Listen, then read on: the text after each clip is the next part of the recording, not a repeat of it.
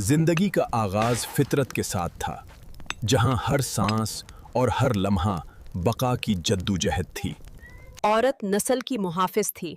वो बच्चे को सींचे, खाना तैयार करे और हर लम्हा जिंदा रहने की हुकमत सिखाए। मर्द कबीले का मुहाफिज और खुराक का सहारा था, जो खतरात का सामना करता और सबको जिंदा रखता।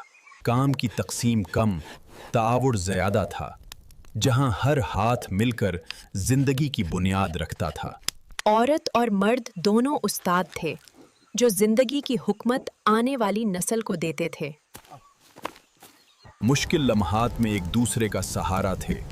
यही उनकी असल ताकत और बका की जमानत थी।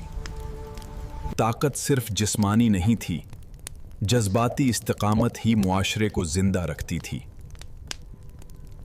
औरत और मर्द का ये तवाज़ुन कदीम मुआशरे की बका और जिंदगी की बुनियाद था।